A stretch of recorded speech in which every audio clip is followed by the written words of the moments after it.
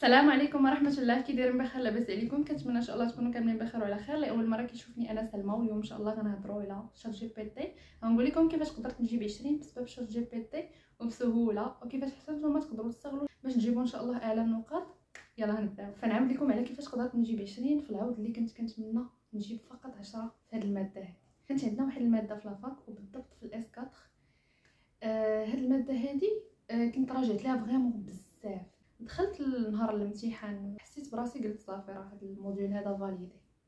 جينا للنتائج كنشوف النتيجه نوت اليميناتوار ولا نقطه اقصائيه، يعني نقطه اقل من 5، نقطه فريمون كارثيه. ماشي غير ليا انا، البرومو كامله تقريبا اللي كانوا كيقراو معنا، وماشي غير اللي كيقراو معنا، الاعوام اللي قبلوني من بعد كيجيبوا نقاط فريمون طايحه بزاف. ولكن هاد الماده هذه بالضبط وعند هاد الاستاذه هذه بالضبط كانت كترجع الناس 4 سنين 3 سنين، يعني وهو كيعاود في ديك الماده وما كيقدرش يفاليديها. وانا كنت فريمون زعما هاد الماده هذه هي اكثر ماده كنت راجعت لها من نيتي وكنت كنشرحها للناس. يعني كيجي شي حد انا كنشرحها ليه ومع ذلك والو، حسيت براسي زعما ما عرفتش، ما فهمتش واش انا اللي فيا المشكل واش البروف اللي فيه المشكل. فاش كنت غندوز الرطراباج قلت صافي ما غنراجعش لها، ما غنركزش فيها كاع، ما نحمقش راسي معاها، يعني صافي طلعت ليا في راسي.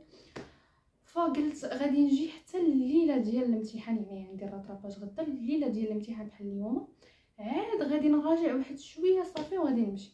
داكشي اللي كان. دابا المشكل فين كاين؟ ان هاد الماده هذه راه الامتحان راه كيبان لك راه ساهل، ولكن كيفاش تجاوب عليه صعيب. يعني خصك الطريقه ديال الاستاذه، والطريقه ديال الاستاذه ما عندكش الحل، الاستاذه ما كتعطيكش تصحيح ديال الامتحان باش انت تعرف الاغلاط اللي درتي. هادشي علاش الاغلبيه ما كيفاليديش وكيعاود نفس الاغلاط كل عام كل عام. فباش نلقى انا الحل اللي بغاتو الاستاذه نحطوا لها اللي احنا ما عارفينوش، والاستاذه فاش كتمشي عندها تقول لها الحل كتقول لك صافي انا خدمت معاك سير بحالك، دونك ما كتشوفش حتى ورقتك باش تعرف الاغلاط اللي درتي ولا كيفاش تجاوب. فانا كيفاش غادي نعرف الحل اللي بغات الاستاذه ونديرو لها في الامتحان؟ يعني نفس الامتحان تقريبا، ديك الاسئله ولي زيكزارسيس داكشي كيتعاود، ولكن كيفاش تجاوب عليه ما تعرفش. داكشي باش طاحت عليا الفكره ديال شات جي بي تي.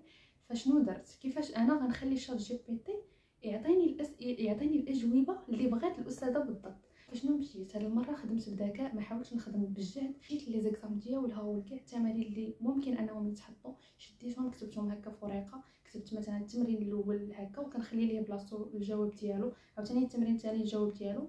وهما التمارين ديالنا الاغلبيه كانوا على شكل بروغرام، انك تكتب واحد البروغرام اسومبلون. باش نكتب انا داك البروغرام عندنا لا ستركتور اللي هي كتبغي، ولكن كيفاش نخدمها كيفاش نجاوب على داك التمرين بالضبط ما كناش عارف. شنو مشيت درت؟ مشيت عند شات جي بي تي، شرحت ليه الوضع من قلت ليه عافاك، كنهضر معاه بالدارجه، راه انا غدا ان شاء الله عندي امتحان وراه عييت ما نخدم ليه، عافاك ها انت انا نحط لك ستركتور ديال اللي كتبغي زعما البروف، وحاول تجاوب لي على هاد ليكزارسيس هذا. حيت في هاد الماده هذه كاين بزاف طرق، والاستاذه كتبغي فريمون الطريقه ديالها بواحد الشكل اللي دقيق. فحطيت ليه لا ستركتور وبدا كيجاوب لي على ليكزارسيس، كيدير لي شي حاجه مثلا ما دارتهاش البروف، كنقول ليه شوف في هذا السطر فلاني راك ما درتيش. المهم راه كنهضر معاه بحال زعما بحال اللي كنهضر مع شي شخص. فقلت ليه زعما شوف في هذا السطر الفلاني راه استعملتي مثلا واحد لا كوموند اللي الاستاذه ما كتستعملهاش، بدلها بالكوموند الفلانيه. صافي كيمشي كيبدلها. فهكا درت باش جاوبت على كاع لي زيكزارسيس اللي ممكن الاستاذه انها تحطهم بسبب شات جي بي تي. جاوب لي على كل سؤال، حاولت نصحح ليه البلايص اللي هو غلط فيهم، قلت ليه هنا راه غلط، عافاك عاود عاود عاود عاود، حتى كتب لي بروغرام اللي انا فاش قريته زعما بان لي راه صحيح وبان لي بالطريقه اللي ربما تقدر هاد المره تعجب الاستاذ. صافي داكشي اللي كان. كتبت كل تمرين كتبت ليه البروغرام ديالو، كل تمرين كتب ليه البروغرام ديالو. صافي شديتهم مزيان، مشيت راجعتهم، المهم عقلت عليهم مزيان. فاش مشيت ليكزام نفس الشيء، نفس لي بروغرام اللي ديما زعما كتحطهم من قبل كتعاود تحطهم. هاد المره خدمت بالطريقه اللي حط ليا شات جي بي تي، وهكا الحمد لله جاب الله التيسير. ولكن باش ما نقولش لكم زعما غير شات جي بي تي بوحديته ما نكذبش، حاجه اخرى اللي حتى هي عاونتني بزاف بزاف اللي هي الدعاء. فريمون كنت كندعي بزاف لدرجه كنت كنتمنى فقط نجيب غير 10 فيها. ولكن بديت كنقول سلمى ما تعرفي ربي يعوضك خيرا، ما تعرفي ربي زعما يعوضك الضعف ديالها. وزعما غير قلتها غير هكاك مع راسي، وبقيت كل مره كندعي، كل مره كندعي يا ربي تغلبني على هاد الاستاذه، يا ربي تغلبني عليها، يا ربي تغلبني عليها. صافي حتى شفت الريزولطا، ندخل كنشوف لقيت راسي جبت 20 في ديك الماده اللي الاغلبيه كتقول يا ربي نجيب فيها غير 10. والاغلبيه زعما رجعت ليهم وداكشي. ولكن الحمد لله هذيك المقوله ديال نجحنا غير بالدعاء راه فريمون بنادم كيقولها غير بالضحك، ولكن راه بعض المرات راه كتكون بصح، ماشي بعض المرات ولكن كان داك الدعاء من خارج من القلب راه كيتستجاب. يعني انا درت شويه، درت كاع اللي عليا، يعني خديت في هذه الماده هذه، خديت بجميع الاسباب. حاولت نخدم الشات جي بي تي كيف ما قلت لكم. درت الدعاء ديالي فريمون تسلحت لها بالايمان. الحمد لله ربي زعما جاب تيسير، وما كنتش كاع كنتخيل راسي غنجيب 20. كنت زعما كنقول يا ربي غير 10 بارك عليا، غير نتهنى من هذا الموديول هذا، لان فريمون كان زعما بحال الوحش بالنسبه لكاع الناس اللي كيدوزو في الاس 4 تقريبا. راه 99% كيقول لك لا ما ربوكش والديك تربيك الاس 4. فراه صراحه هاد القضيه صحيحه، غير هو حنا رباونا والدينا، ولكن زاد ترباتنا هاد الاستاذه هادي مزيان. كيفاش حتى نتوما تقدروا تستغلوا الشات جي بي تي باش تجيبوا اعلى النقاط وبسهوله؟ اول حاجه الفهم. الشات جي بي تي غيعاونكم باش تقدروا تفهموا اي حاجه واي تمرين داروا مثلا معكم الاستاذ وما قدرتوش انكم تفهموه. فكاين واحد التطبيق اللي حتى انا كنستعملو صراحه سميتو ماتوس اي، هو ديال الماط ولكن كتقدروا تخدموا به اي ماده، ماط فيزيك اي ماده كيقدر يخدمها معكم. فشنو كدير، شنو الطريقه اللي مثلا تقدروا انكم تتبعوا؟ هي انكم غتمشيو تشدوا داك التمرين اللي البروف داروا معكم ودار لكم معاه الحل، غير نتوما داك الحل ما فهمتوش. فهنا ما عرفتش تقدروا تكونوا ما كتحشموا تمشيو تسولوا الاستاذ، ولا واخا سولتوه ما فهمتوش، دونك غتعتمدوا هاد المره على راسكم وعلى شات جي بي تي. فشنو غتمشيو ديروا؟ غتشدوا قلت لكم داك التمرين غتحطوه ليه وغتحطوا من وراه السوليوشن، غير هي السوليوشن تكون مكتوبه واضحه. الا ما كنتيش كتكتب مزيان ولا ما كنتيش كتكتبي مزيان، حاولوا تاخذوا السوليوشن عند شي صديق ولا شي صديقه اخرين اللي كيكتبوا واضح، حيت شات جي بي تي فاش كتحط ليه شي حاجه زعما ما واضحاش كيحاول يتجاهل السؤال ديالك. فحاولوا زعما ديك الكتابه تكون واضحه باش يقدر يتبع معك، فريمون كيبدا يشرح لك سطر بسطر اي حاجه بغيتي. عرفوا كيفاش تعطيوه الاسئله باش هو يعطيكم اجوبه على حساب داكشي اللي نتوما باغينو. بطبيعه الحال الاي راه ماشي اي حاجه زعما كيجاوبها صحيحه، فانتوما خصكم عاوتاني تكونوا هكا على بال، تكونوا ديجا زعما قارين هكا شويه الدرس ولا شي حاجه، وهو فاش يبدا يعطيك سوليسيون تقول ليه مثلا الا شي حاجه حسيتي بها غلطه ولا ما فهمتيهاش مزيان، قول ليه راه في السطر الفلاني راك ما وضحتيش لي هادي ولا راك غلطتي فيها، وهو غيعاود.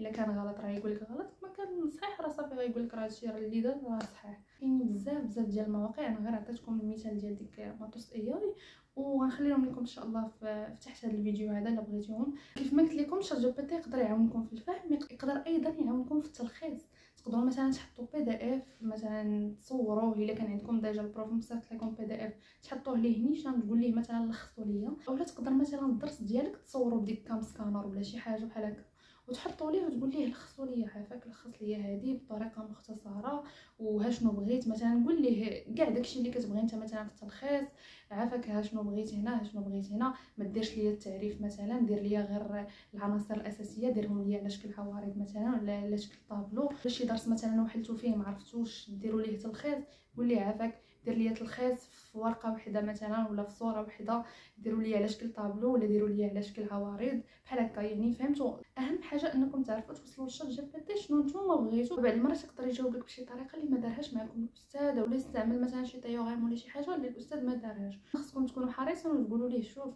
راه هذا التيوريم هذا شوف التيوريم هذه راه ما استعملهاش الاستاذ ديالنا، استعمل ليا التيوريم الفلانيه بالضبط. يعني تحددوا ليه، لانه هو ما غيعرفش نتوما فاش كتقراو بالضبط ولا شنو الدروس اللي كتقراو بالضبط. حاجه اخرى كيف ما درت انا تقدروا تستعملوه حتى في الامتحانات ديالكم. كيكونوا بزاف ديال الامتحانات يعني ما كتلقاوش لهم الحل ديالهم، والاستاذ يقدر يحط نفس داك الامتحان ولا يقدر يحط يعني نفس الافكار وداكشي.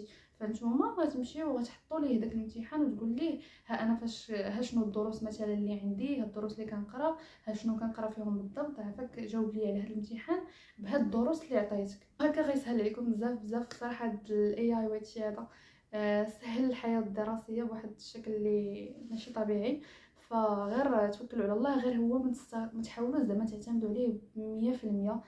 ماشي تعلموا العجز، لان الاي اي فريمون كيعلم العجز. كتقول مثلا كيعطيك الاستاذ شي تمرين ولا هذا ما كتمشيش تفكر فيه صافي اوتوماتيكمون كتمشي كتحطو. لا، نحاول نفكر شويه، واخر حل اللي يكون عندي هو انني نستعمل الاي اي، نعتمد عليه ولكن ماشي في 100%. حاجه اخرى اللي نبغي ننبهكم عليها واللي صراحه بزاف كيديروها هي انهم كيبقاو يتعاودوا معاه بواحد الطريقه اللي كبيره. يعني كيحاولوا يعاودوا ليه مثلا شي حوايج شخصيه ولا شي حاجه بحال هكا، وحذروا من هذه القضيه هذه، لانه داك البطاطا ولا دوك البيانات راه كيبقاو محفظين، ما كيتمسحش، يقدر يبقى يجمع لك بزاف بزاف بزاف ديال المعلومات. هنا لقدام ممكن زعما هادشي هذا يكون كيشكل خطر، فحاولوا تستغلوا الاي في شي حاجه اللي مفيده، وما تحاولوش تعطيو المعلومات الشخصيه ديالكم وداكشي، عطيوهم داكشي زعما اللي ما غيضر ما غينفع. قلت لكم زعما تقدروا تهضروا معاه بالدارجه، انا كنهضر معاه بحال زعما شي شخص. صافي هادشي اللي كان في الفيديو هذا، كنتمنى يا ربي تكونوا استفدتوا ولو شي شويه. يوصل حتى للدقيقه هذه كتب لينا رقم 777 باش نعرف الناس اللي كيقدروا يوصلوا حتى لهنايا. مع السلامه، نتلاقاو في الفيديو الجاي، ما تنساوش صلاتكم.